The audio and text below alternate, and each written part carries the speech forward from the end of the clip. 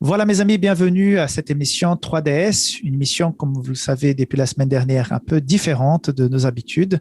Normalement, nous sommes en studio avec Dominique Fricart, mais que ce trimestre fait une pause et nous avons donc décidé de le faire comme ça, via Internet, pour pouvoir avoir d'autres invités qui habitent loin d'Espoir Média. Et ça a aussi généré l'occasion de pouvoir partager ce contenu avec d'autres chaînes partenaires, comme c'est le cas des adventistes de Fédération France Sud. Donc, vous avez aussi l'occasion de regarder cette émission sur la chaîne Adventiste FFS, sur Espoir Média et peut-être sur d'autres chaînes, d'autres fédérations, des entités partenaires qui voudront partager ce contenu. Donc, je vous rappelle, nous sommes ici pas pour voir chaque jour de la leçon, mais pour pouvoir débattre sur certains éléments, peut-être même aider les moniteurs avant le sabbat même en question pour pouvoir leur donner des idées dans la discussion qui sera vécue en classe pendant le sabbat. Aujourd'hui, j'ai le privilège et l'honneur d'avoir mes deux amis avec moi. Donc, un qui est plus proche de la Suisse, Léo, qui est toujours de l'autre côté de la frontière. Comment ça va, Léo? Ça va très bien, merci beaucoup, Rickson. Et Bernard Sauvagnat, qui était mon prof, mon doyen à Collonges, qui est un petit peu plus loin, au sud de la France. Comment ça va, Bernard? Ça va bien, merci. Ça fait plaisir de vous revoir tous les deux. Merci beaucoup. Donc, si vous êtes prêts, nous allons commencer donc notre leçon et on se dit à tout de suite.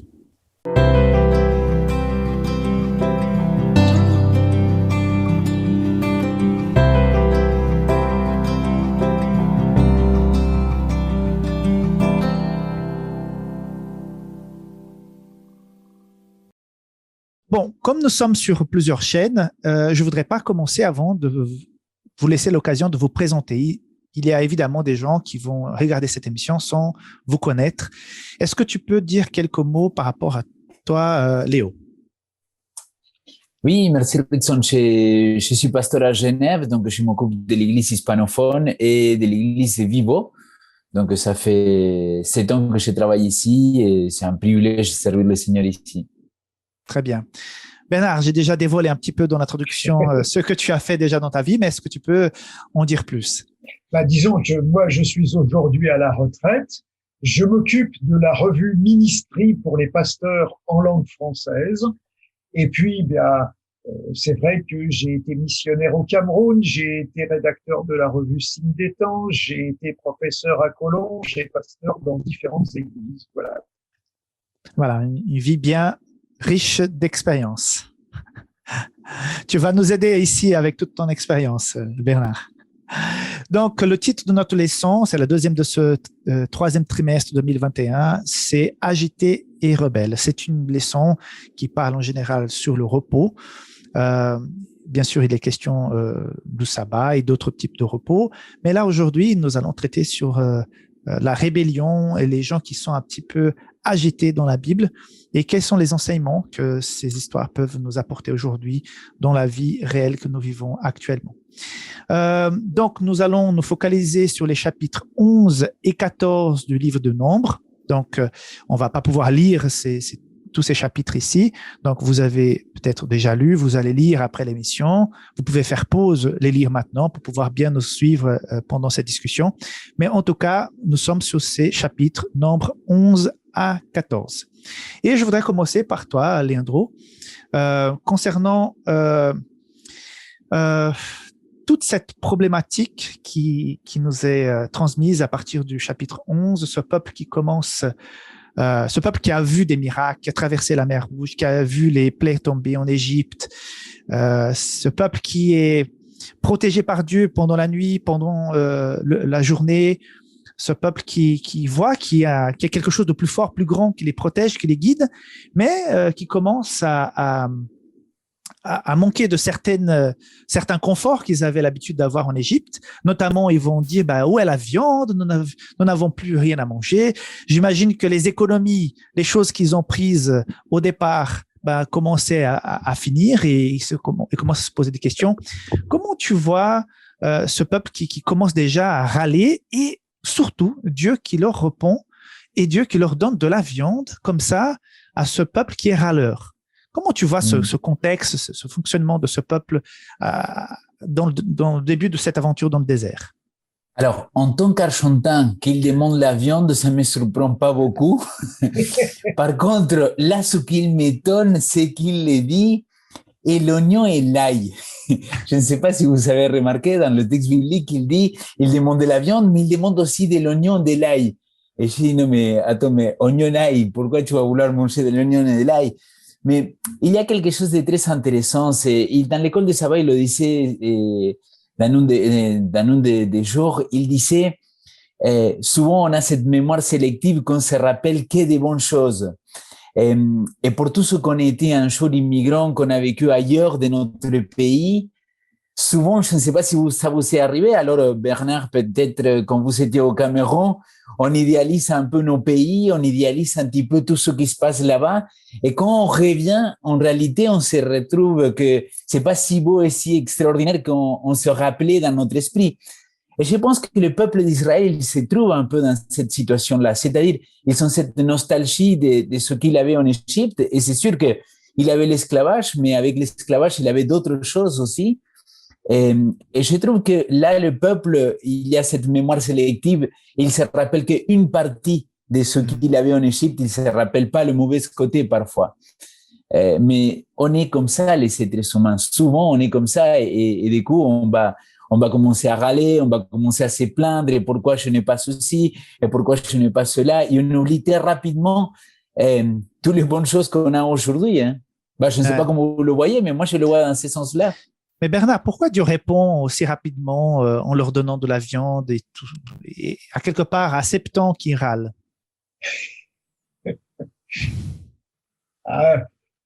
Ouais, effectivement, je crois que notre mémoire est sélective et donc Dieu est en train de créer pour ces pèlerins qui vont errer 40 ans dans le désert, c'est ce qu'on verra au chapitre 14, il est en train de leur créer des souvenirs qu'ils n'oublieront jamais.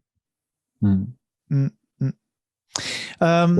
Et il y a aussi une situation qui est assez étonnante dans le début de leur aventure, c'est que depuis le départ, Dieu va préparer Moïse avec cette naissance cachée. Après, il est récupéré, donc sa maman s'occupe de lui. Après, il va grandir dans la cour des grands chez Pharaon. Après, vous connaissez toute l'histoire, il part. Dieu va l'éduquer autrement et finalement, il accepte l'appel, il vient. Donc, Dieu travaille avec cet homme depuis le départ. Quand on voit les plaies d'Égypte, la façon comme il va courageusement devant Pharaon pouvoir plaider pour son peuple et puis le départ et la traversée, quand il fait le premier pas, quand il se mouille à quelque part, c'est que Dieu va ouvrir la mer. Donc, on voit que Dieu a un appel particulier, spécial pour cet homme. Et pourtant, sa sœur, son frère et peut-être bien d'autres se tournent contre lui. Ça, je dis, comment est-ce possible? Pourquoi tout ce complot contre Moïse? Quelle est la nature de ces gens qui vont contre lui? Parce qu'il y a même sa sœur et son frère, Bernard. Il y a toujours un problème dans un groupe quand on a l'impression qu'il y a une personne qui a un privilège particulier. Et c'est vrai que Moïse semble être le canal presque unique de la communication de Dieu à l'égard de ce peuple. Et c'est sûr que quelqu'un qui est perçu comme bénéficiant d'un privilège exclusif est quelqu'un qui est facilement jalousé. Mais le texte nous raconte aussi que ça s'est déclenché au moment où Moïse semble avoir épousé une deuxième épouse qui n'est pas l'épouse légitime qui l'accompagne depuis des années et des années, une quarantaine d'années presque. Et donc Moïse,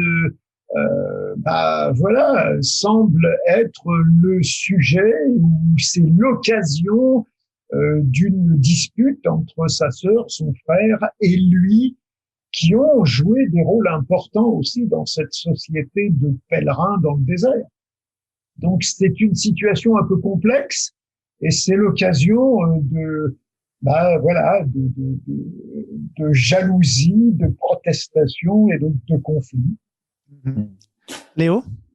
Et en même temps, je trouve que chaque fois qu'on est dans un rôle d'autorité, chaque fois qu'on est dans la place dans laquelle on doit guider, qu'on doit être leader comme Moïse il a été, souvent, il y a aussi beaucoup de préjugés, beaucoup de projections qu'ils vont faire les gens qu'ils ne sont pas dans la direction et que peut-être ils vont être face à Moïse parce qu'ils ne vont pas comprendre la façon de faire ou pourquoi il a décidé une chose et pas l'autre. Et même parfois, si on explique, le peuple, il y a des ressentis différents à cause de cette mémoire sélective, à cause de tous les miracles qu'ils ont vus, mais en même temps de tous ces regrets qu'il peut ressentir aujourd'hui le peuple. Mais Dieu, Bernard, il disait, Dieu, il va quelque part les faire se rappeler de tout ce qu'ils vont vivre pendant ces années dans le désert, mais en même temps, c'est comme si le peuple, il n'est pas prêt à écouter encore Dieu pleinement. C'est-à-dire, Dieu, il doit se manifester progressivement dans la vie du peuple. Et Moïse, il est, comme il disait Bernard, c'est canon qu'il va pouvoir les accompagner petit à petit. Mais ils sont pas prêts. Et je pense que c'est dans notre vie pareil, les amis. Hein. Souvent, dans notre vie, Dieu, il se révèle petit à petit parce que sinon, on ne serait pas capable. Hein. C'est comme quand il a dit aux disciples, j'ai beaucoup de choses à vous dire encore, mais vous n'êtes pas prêts à les supporter, à les tenir. Bernard, il voulait dire quelque chose, je l'ai coupé. On peut se demander s'il n'y a pas chez Myriam tout d'un coup une petite réaction féministe aussi. Voilà que Moïse a reçu la fonction suprême de guide de ce peuple, Aaron a celle de grand prêtre, et puis à l'occasion de l'épisode du chapitre 11, on a nommé 70 anciens qui sont tous des hommes. Et alors, les femmes, là-dedans, elles n'ont plus aucune place. Et Myriam commence à se dire, nous, les femmes, qu'est-ce qu'on fait? Moi, j'ai eu un rôle important lorsqu'on a traversé la mer Rouge. J'ai guidé le peuple dans son chant, dans sa danse de reconnaissance. Et puis maintenant, je suis plus rien là-dedans. Ouais, tout à fait. J'avais pensé justement, comme elle a eu à quelque part une révélation divine avec ce chant, elle a été conduite par le Saint-Esprit et tout à coup, elle se pose des questions. Alors, en appliquant ça dans notre vie de tous les jours, nous sommes tous pasteurs et puis on a été, en tout cas Bernard aussi a été responsable d'église. Quand on est critiqué en tant que leader, pasteur, et là peut-être on parle à des gens qui ont des responsabilités dans l'église, ou ont des responsabilités au niveau de leur travail, de l'entreprise, à l'école, et donc ils sont cadres, ils sont chefs, ils ont une certaine autorité sur d'autres personnes pour conduire au niveau du travail. Quand on se fait critiquer, comment réagir? Comment traiter? Comment faire en sorte que cette situation où on reçoit la critique ne dégénère pas et que finalement ça puisse être même quelque part quelque chose de positif? Léo? Alors, moi, il me semble, et ça c'est mon opinion, que une fois qu'on est leader ou qu'on est responsable, c'est-à-dire qu'on doit répondre pour ce qu'on va faire ou pour les décisions qu'on va prendre, c'est impossible qu'on ne soit pas critiqué. Peut-être critiqué pour nous casser ou critiqué pour nous construire et nous aider. Mais pour moi, cette critique-là, c'est inévitable si on vit dans une sorte de démocratie, hein, sinon ça serait l'autoritarisme parce que je dis, j'ai fait comme ça et personne ne va me critiquer parce que sinon, au revoir. Et donc, à partir du moment qu'on essaye d'être leader, qu'il est à l'écoute et qu'il y a vraiment un leadership horizontal et pas vertical, je pense qu'il faut accepter qu'on va se faire critiquer, mais il faut accueillir aussi cette critique de manière constructive. Et ça aide beaucoup qui on va voir en face et pourquoi la personne il est en train de me critiquer. En tout cas, moi, je le vis comme ça. Je me rends compte qu'il y a des gens qui vont nous critiquer, mais de manière très constructive, de manière très bien saine, pas avec une mauvaise intention derrière. Et après, il y a des gens qui vont nous critiquer, genre, pasteur, votre prédication, elle était nulle. Ah bon, ok, explique-moi pourquoi, parce que vous êtes gros. Quel est le rapport? Je n'ai pas compris qu'est-ce qui se passe là. Et il y a des gens qui vont faire un peu des arguments fallacieux et ça, il faut prendre des reculs et se dire que peut-être c'est pas contre moi et qu'il y a quelque chose qui se passe à l'intérieur de l'autre et je pense qu'on va revenir plus tard. En tout cas, c'est mon point de vue. Je ne sais pas, Bernard, et toi, comment vous le voyez? Disons que moi, si je suis critiqué, je me dis que il y a probablement quelque chose de justifié. C'est-à-dire que j'ai dû faire quelque chose de façon qui n'est pas celle que la personne attendait. Et donc, j'ai à essayer de voir ce que j'ai fait ou mal fait de façon à pouvoir m'améliorer et me corriger. Donc, je ne crois pas que la plupart des critiques surgissent sans aucune raison. Maintenant, c'est vrai que ce que tu dis, Léandro, c'est que si j'arrive à avoir un dialogue avec la personne qui me critique, alors ça va nous permettre de mieux nous comprendre, de nous expliquer et de pouvoir collaborer pour améliorer les choses pour le groupe pour lequel nous travaillons. Et ça, c'est l'idéal de réussir à avoir ce dialogue. Mais c'est vrai qu'il y a des situations où on ne parvient pas à l'obtenir. Et ça, c'est vraiment dommage. Nous avons tous été à un moment donné critiqués par nos actions, par notre travail. Il y a toujours ce jargon qui dit ceux qui ne font rien ne seront jamais critiqués. Dès que tu fais quelque chose, je pense par exemple qu'un administrateur, qu'il soit de l'église, dans une entreprise, à partir du moment qu'il est nommé administrateur, il a déjà une équipe qui est contre lui, déjà des personnes qui ne sont pas d'accord parce qu'il vient de tel endroit, ça aurait dû être quelqu'un d'autre. Donc, il faut toujours savoir qu'il y aura des gens qui ont un regard négatif et qu'il y aura de la critique. Mais une chose que personnellement j'ai appris avec le temps, c'est que avant, quand on est jeune, ça nous affecte plus parce qu'il n'y a pas encore l'expérience, on n'est pas sûr de nous. Mais petit à petit, le temps avance, il faut surtout les prendre, les poser. Une chose que j'apprends en étant papa, c'est que parfois, il faut pas réagir tout de suite parce que j'ai déjà été très injuste avec mes enfants parce que j'ai fait tout de suite un raisonnement en disant c'est faux, il faut pas faire ci, il faut pas faire ça. Et quand finalement je donne l'occasion à mes enfants de dire, d'expliquer, et là je comprends que j'avais mal interprété. Donc je pense qu'il y a beaucoup de mauvaises interprétations, on fait vite des conclusions et que finalement on s'en fausse et puis ça génère des critiques et d'autres vont copier la critique sans savoir le pourquoi. Et ça, ouais. Et je pense que c'est vraiment très malsain. Mais bon, ça fait partie de la vie tant qu'on est ici-bas. Léo? Oui, et en même temps, je vous entendais, je me disais, oui, mais dans le leadership de Jésus-Christ, il était pas mal critiqué aussi par les Sadduciens, par les pharisiens. Ils vont le chercher, ils vont lui poser des questions, ils vont pas être d'accord de pourquoi il pourrait pardonner les péchés, pourquoi il pouvait guérir en sabbat. Il va avoir une remise en question aussi de son leadership. Et il était à l'écoute, il répondait à ces accusations quelque part.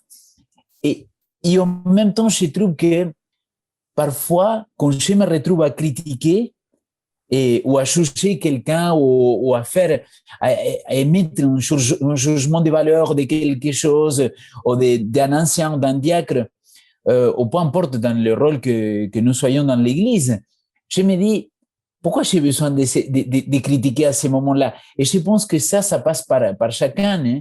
C'est-à-dire réfléchir à pourquoi j'ai besoin d'exprimer ça en ce moment-là.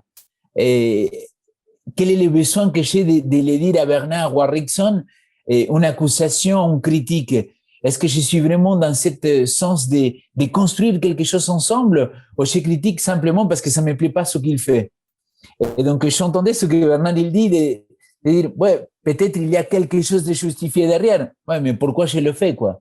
Et ça, je pense que c'est super intéressant parce que Myriam, Aaron, le peuple, ils vont pas se poser cette question-là. Pourquoi nous sommes en train de casser Moïse en ce moment? Et il y a une révolte. Et dans un des jours, je ne sais pas c'était lequel, il disait parfois quand nous sommes dans la critique tellement violente envers quelqu'un, c'est parce qu'il y a peut-être un mal-être aussi en nous. Et ça, je pense qu'il faut être à l'écoute. Alors, il y a certainement ça, mais moi, je suis frappé d'expériences que j'ai vécues, en particulier dans la période où j'ai été responsable de l'association pastorale. Je me suis rendu compte que quand je prie pour un collègue, eh bien, je n'ai plus tendance à le critiquer.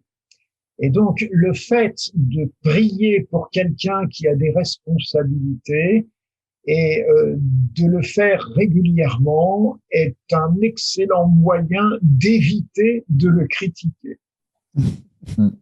Une chose qu'un pasteur collègue m'a expliqué, bon, il ne faut pas que ça devienne un parloir des pasteurs, mais on parle de nos expériences, on vit ça.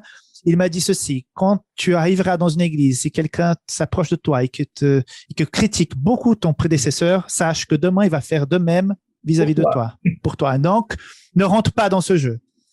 Ça, c'est sûr et certain.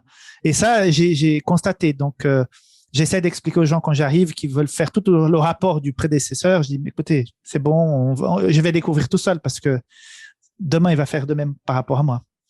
Alors, on avance dans notre... et là, j'ai une question intéressante, Bernard. C'est sur cette proposition suite à ces espions qui donnent un très mauvais rapport, qui mènent le peuple vers une rébellion. Ils veulent même tuer Caleb, Josué, donc c'est vraiment la pagaille. Et tout à coup, Dieu, il a l'air de perdre sa patience et de proposer à Moïse, écoute Moïse, on arrête avec ce peuple-là et puis on recommence quelque chose avec toi. Et je trouve cette proposition déjà étonnante. Et comment comment ça serait ce peuple à partir de Moïse? Donc, quelque part, on coupe un petit peu tout le projet qu'il y avait avec Abraham et on recommence, on restart avec Moïse. C'est un peu bizarre, non? C'est bizarre, oui et non, parce que quand on y réfléchit bien, depuis le début, le livre de la Genèse, on est confronté à un Dieu qui, à un moment donné, regrette d'avoir fait certains choix. Regrette, mais comment Dieu peut regretter quelque chose? Il est parfait. On a l'impression que c'est tout ce qui va expliquer, par exemple, le déluge. Dieu regrette d'avoir fait les hommes parce que les hommes ne se conduisent pas comme il avait souhaité ou espéré qu'ils le fassent. Et donc, il va décider de changer, il va choisir Noé et de reconstruire quelque chose avec lui. Et c'est vrai qu'il y a quelques satisfactions avec Noé, mais ça ne l'est pas entièrement. On va se retrouver avec un Noé qui va se conduire de façon mauvaise. Alors on va choisir Abraham, on choisit Abraham, mais Abraham, c'est vrai qu'il a beaucoup de qualités, mais l'être humain que Dieu a créé n'est jamais à la hauteur des attentes de Dieu. Et donc, quand Dieu choisit Israël, il ne faut pas s'étonner qu'il se fâche de temps en temps des comportements d'Israël. Donc, et d'ailleurs, quand on lit attentivement ces 4 chapitres des Nombres qui nous sont proposés cette semaine, on a l'impression qu'il y a 3 ou 4 grosses colères de Dieu. On pourrait presque intituler ces chapitres « Les colères de Dieu ». On a un Dieu qui est colérique là-dedans, et c'est intéressant parce que l'une des choses que le monothéisme a tiré de ces épisodes où Dieu se met en colère, c'est de dire, regardez, il n'est pas comme les idoles, au moins il a une bouche et il parle, au moins il a un cœur et il ressent, il a des émotions qui sont des émotions fortes, c'est pas un bloc de pierre, c'est pas une statue, c'est pas un truc inerte, c'est un Dieu qui est vivant. Et peut-être que c'est une des leçons importantes à apprendre. Dieu ne peut pas rester indifférent au camouflet que certaines de nos attitudes lui infligent. Et donc là, oui, on est devant un peuple qui refuse d'entrer dans un pays.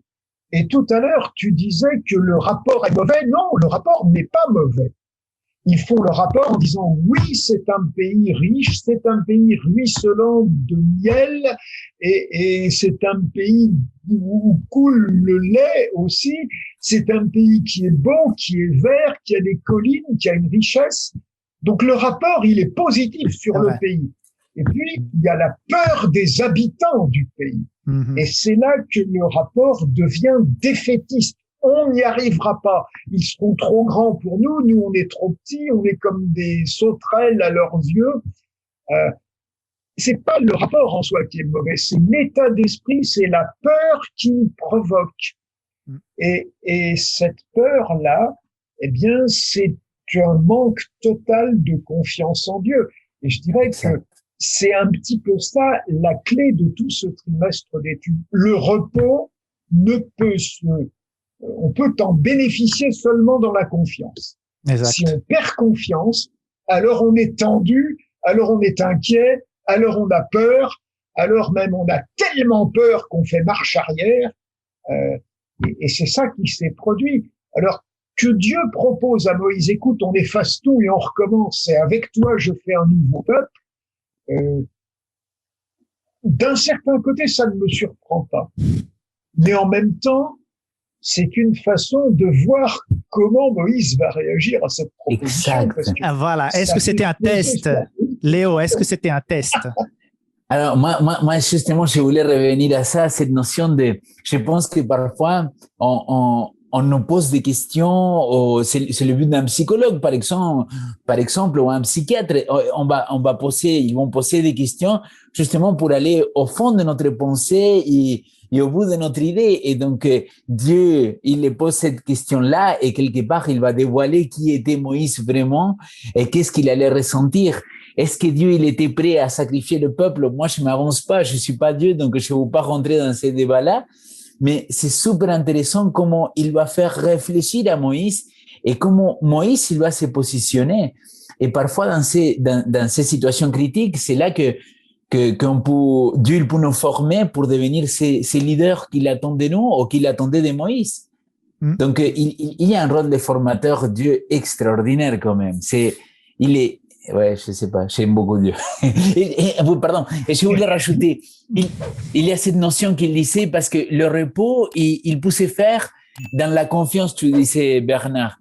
Et en même temps, j'aimerais ajouter, et cette confiance-là, tu peux l'établir que quand tu es en relation avec Dieu. Sans la relation avec Dieu, tu peux pas établir la confiance. Et sans cette confiance, tu peux pas te reposer en lui. Parce que c'est des choses qu'ils vont être vraiment liées l'un avec l'autre. Exact. Et puis, tu penses pas qu'on peut, pardon, tu penses pas qu'on peut ajouter aussi une autre notion parce que dans le conflit qui a opposé Myriam à Moïse au chapitre qui est avant, on dit Moïse était l'homme le plus humble. Et il me semble que l'humilité est très intéressante parce que dans la réaction de Moïse, si Dieu lui dit, je vais faire un nouveau peuple qui sera ton peuple à toi, tes descendants. Moïse aurait pu dire, waouh, c'est moi le meilleur, je suis très fier de cet honneur que Dieu veut me faire. Mais on vient de nous dire qu'il est l'homme le plus humble et Moïse va dire, non, non, non, non. Si tu recommences avec moi, c'est perdu aussi. De toute façon, le peuple qui sortira de moi, c'est pas le peuple qui est en jeu. C'est toi, c'est ta réputation à toi, Dieu qui est en jeu. Et donc, nous, les hommes, il faut qu'on reste dans l'humilité en face de ce défi qui n'est pas le nôtre. Oui.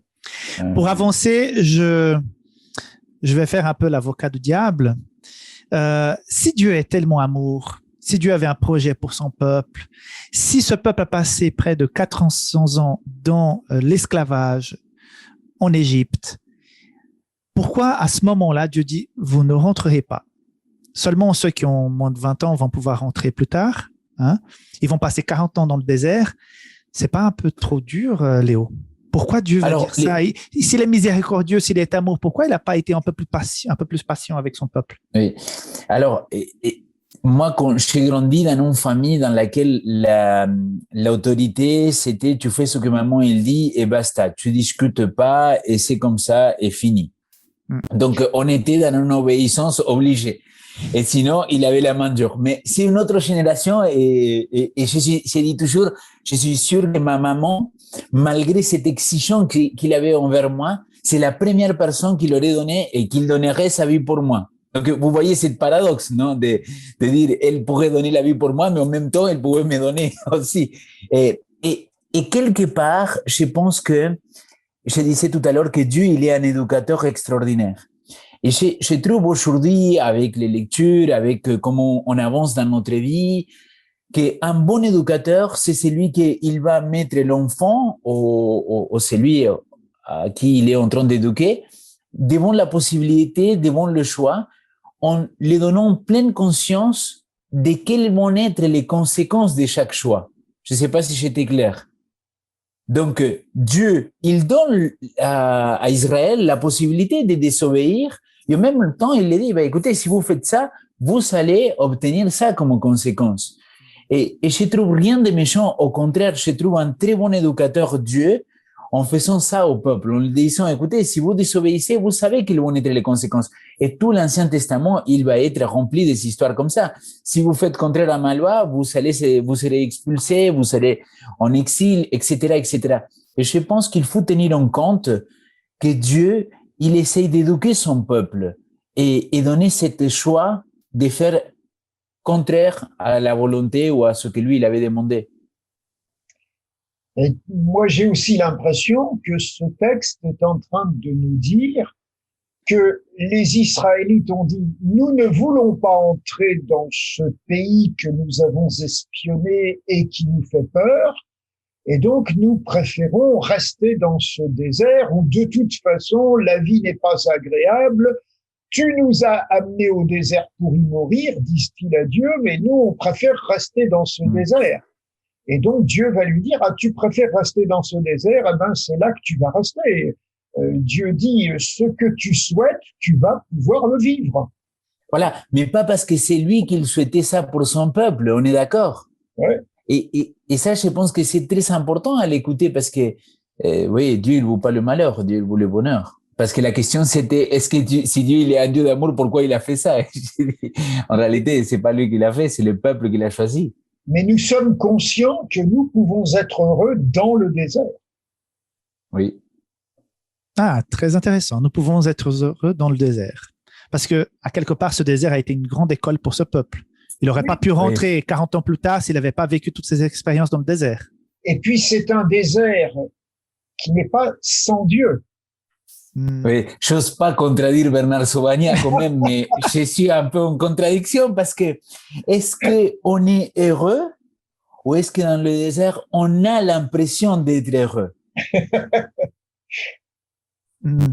Et ça, pour moi, c'est très intéressant parce que si je l'applique à nos vies d'aujourd'hui, bah, combien de gens ils vont croire être heureux et est-ce que c'est ça le vrai bonheur? Et après, ils vont dire quelques années plus tard, bah non, c'est pas ça le bonheur. Et c'est une question que je pose, sans contrarier Bernard. Tu sais très bien, Léandro, qu'il y a des tas de gens qui ont pensé qu'accumuler de l'argent, des richesses, ça va les rendre heureux. Et tu es conscient comme moi que c'est pas ça qui les rend heureux. Et donc, que si on s'imagine que vivre dans un pays riche, fertile, c'est ça qui automatiquement va nous rendre heureux, je suis pas sûr que ce soit pas une illusion. Désolé Léo, mais je pense que je suis avec Bernard. Hein? Alors, je vois aussi, tu disais tout à l'heure Bernard que Dieu, il est un peu fâché dans ces 4 chapitres. Hein? Oui. Il va se fâcher plusieurs reprises et il n'a pas peur de trancher. Il est à quelque part un Dieu assez sévère dans ces chapitres. Hein? Mais aujourd'hui, nous sommes dans une autre lecture. Aujourd'hui, si on commence à parler de Dieu et on dit Dieu est droit, Dieu est justice, il faut respecter Dieu, c'est un discours, entre guillemets, qui passe moins bien. Les gens ont l'impression que Dieu est là juste quand ils ont besoin, qu'il est amour, qu'il est bon, qu'il va que faire du bien. Et tout ce qui est mauvais ne viendra pas de Dieu. Donc, Dieu ne pourrait pas se fâcher. Donc, comment expliquer ce Dieu qui apparemment a même des sentiments, on dirait presque humains, hein, parce que tu as dit tout à l'heure, il s'est repenti, là, il s'est fâché, là, il a dit au peuple, vous ne rentrez pas, il a tranché. Comment expliquer ce Dieu aux générations d'aujourd'hui? Je dirais, je prendrai un exemple très simple. Aujourd'hui, on sait qu'il y a dans l'espèce humaine 4 tempéraments dominants. Et quand on a affaire à un tempérament qu'on appelle sanguin, qui est quelqu'un qui peut se mettre en colère, qui peut se fâcher, mais en même temps qui peut avoir aussi des élans, je dirais, amoureux presque, très très forts, des émotions positives qui peut devenir le grand câlineur. On a affaire à quelqu'un qui est vraiment vivant, quoi. Et c'est pas un endormi qui est là plus ou moins mou.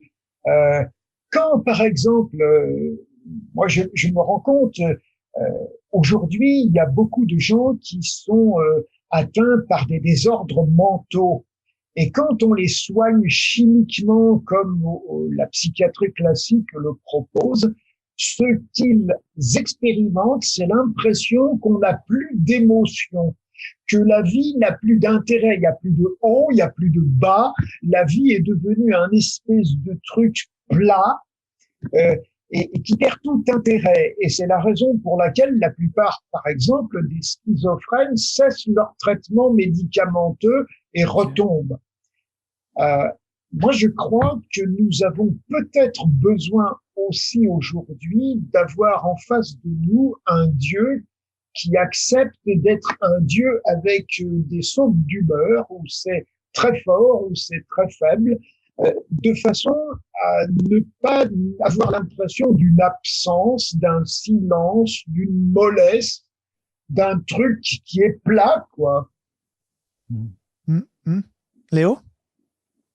Oui, je réfléchissais aussi à cette notion-là que peut-être aussi c'est la manière dans laquelle le peuple pouvait entendre se manifester Dieu aussi.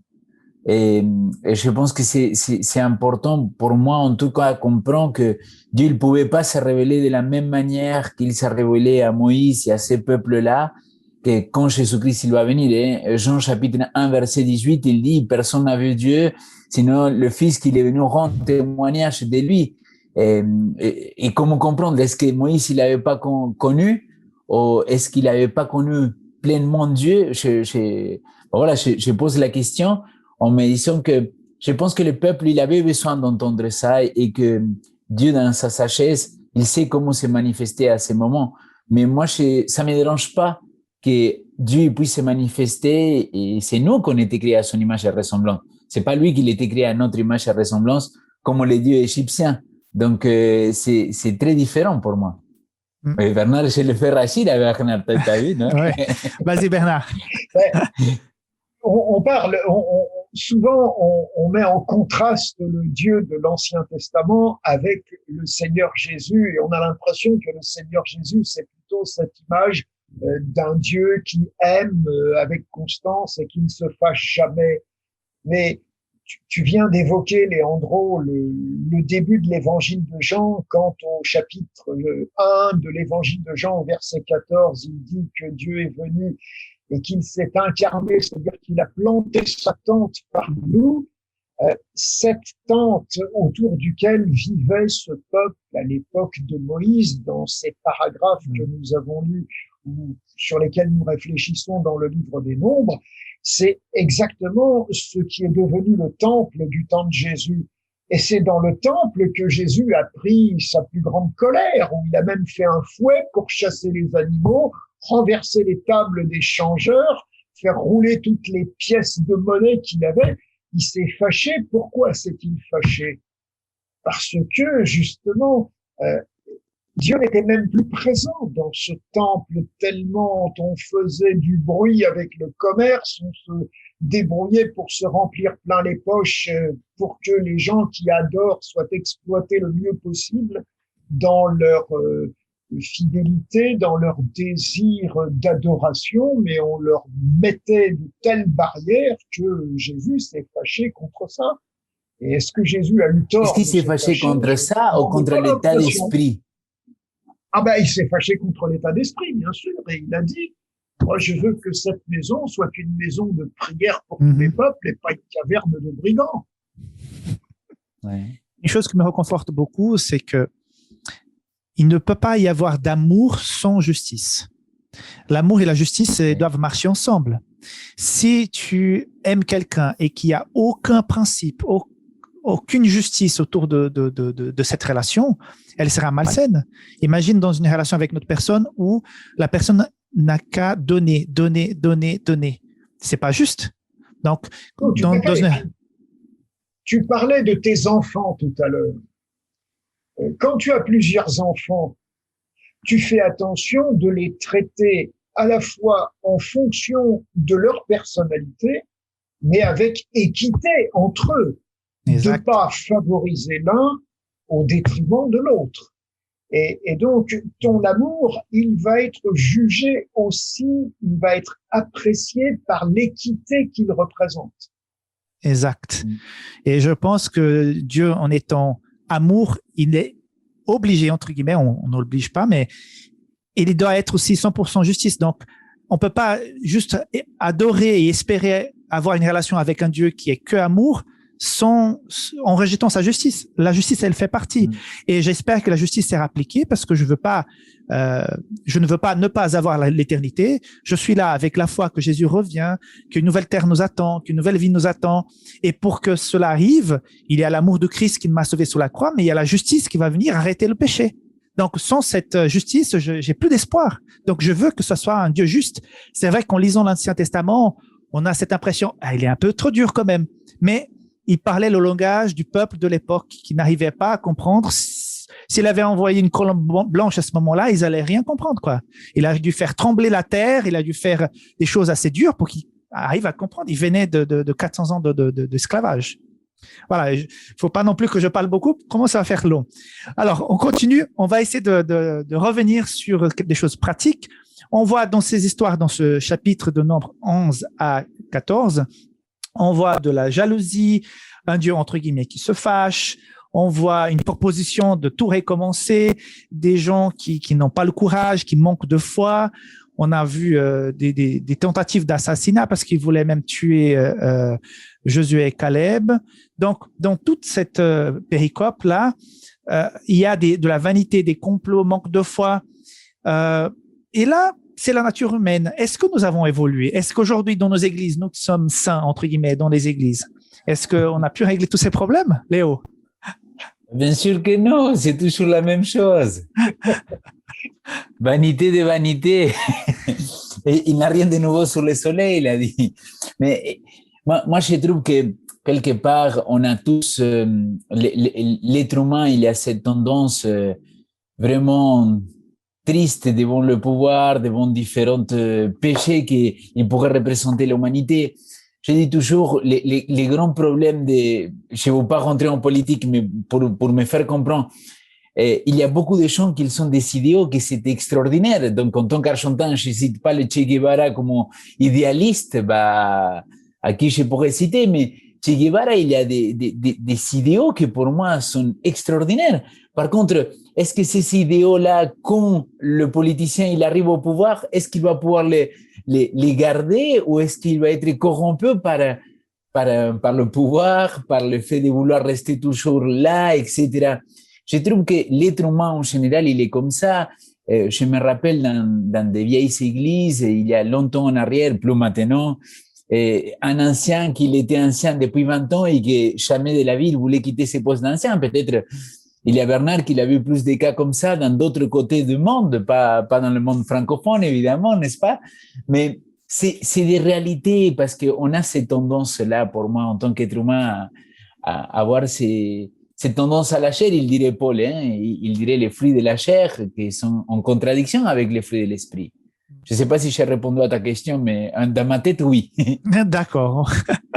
C'est bien. Bernard? Oui, moi je dirais, ce qui m'intéresse, c'est pas de constater que l'humanité est toujours humaine, avec ses limites, avec ses faiblesses, ses jalousies, son désir de pouvoir, etc. Moi, ce que je me dis maintenant, c'est qu'est-ce que tu peux faire toi pour tenter de résister à ces points faibles de l'humanité? Et moi, je vois deux choses essentielles. La première, c'est celle que je mentionnais tout à l'heure par rapport à Moïse, c'est l'humilité. Je ne sais pas tout, je ne peux pas tout, et donc je ne peux pas considérer que mon point de vue est automatiquement le meilleur. Et puis, la deuxième chose que je constate, c'est un petit peu pour rejoindre ce que disait Leandro tout à l'heure, c'est-à-dire que certes, il y a des hommes qui ont un idéal qui est un bel idéal. Et moi, je me dis, je ne regarde pas que l'idéal, je regarde les faits. Et je suis frappé de voir, par exemple, que depuis que nous sommes dans cette crise sanitaire qui maintenant pèse sur nous depuis plus d'un an, eh bien, les médias parlent davantage de ce qui se fait de bien, d'une initiative, d'une association, de l'initiative de certaines personnes pour aider, pour rendre service. Et je suis reconnaissant de cette mise en avant des belles et des bonnes choses, même si elles sont toutes petites. Et je crois que cultiver la reconnaissance pour le bien qui se fait, pour le bien qui m'arrive, même s'il n'est petit et que j'ai l'impression qu'il y a des mots qui me frappent qui sont peut-être plus grands que ces petits bienfaits. Mais apprendre à compter les bienfaits de Dieu comme nous le chantons, c'est vraiment quelque chose qui est merveilleux pour nous aider à nous débarrasser du rouspétage permanent, de la contestation de ce qui se fait en permanence, de la critique et de toute cette agitation qui marquait ce peuple. Très bien. Mes amis, les échanges ont été très intéressants. Je ne sais pas si vous avez un mot de la fin pour pouvoir résumer un petit peu cette leçon. Léo, Moi, je pense que j'ajouterais à les 2 derniers points qu'il a dit Bernard, j'ajouterais aussi l'importance qu'il y a aussi de garder cette relation avec Dieu à travers la prière, à travers la parole, à travers ce que je peux témoigner et ce que je peux faire aussi pour le Seigneur, grâce à lui, évidemment, dans ma vie. Mais cette importance de chercher dans la prière aussi, parce que le texte, c'était agité et rébellion, c'était comme ça, n'est-ce pas? Oui, c'était agité et rebelle. Agité et rebelle. Agité et rebelle. Et donc, je pense que dans ma vie, je suis à l'écoute aussi de moi-même et je suis à l'écoute de l'Esprit de Dieu dans mes prières en me disant pourquoi il y a quelque chose qui s'agite au fond de toi, Léo? Pourquoi cette rébellion? Et être vraiment à l'écoute et clarifier, dialoguer avec Dieu comme il nous encourage dans l'Ancien Testament. Venez et discutons ensemble. Et parler avec Dieu, pourquoi il peut avoir des révoltes, pourquoi il peut avoir des moments que je suis pas bien dans ma peau et être vraiment à l'écoute de Dieu pour savoir comment je pourrais agir de la bonne manière sans pour autant être dans la critique, dans la rébellion, mais plutôt dans l'édification du corps de Christ. Oui, et peut-être qu'on peut aussi conclure en rappelant que quand Moïse a prié pour que Dieu garde ce peuple de rebelles agités, Dieu l'a gardé. Ah oui. Très bien. Amen. Dieu va nous Donc, garder il aussi. Nous garde. Ah oui, voilà. Il ne va pas nous mettre au rebut. Exact. Mes amis, merci beaucoup pour ce temps d'échange. Je voudrais rappeler à ceux qui nous regardent, qui sont invités à partager cette leçon avec les amis et les connaissances. Vous la regardez sur une chaîne, peut-être Espoir Média, peut-être Adventiste FFS, peut-être sur une autre chaîne encore. Donc, n'oubliez pas de vous abonner à cette chaîne sur laquelle vous regardez cette émission. Et je vous dis à tout bientôt pour la leçon numéro 3, qui sera très intéressante. Nous aurons 2 autres invités qui viendront aussi l'enrichir. Donc, à mes amis Léo et Bernard, je vous remercie beaucoup. Que Dieu puisse bénir aussi vos activités. Même à la retraite, Bernard, il reste actif. On reçoit sa revue tous les 2 mois, n'est-ce pas, Bernard? Les 3 mois. 3 mois, voilà. Donc, merci beaucoup de cet engagement. Merci à Léo. Et à tous, une bonne continuation et un bon sabbat chacun. Bye bye. Au revoir. Au revoir.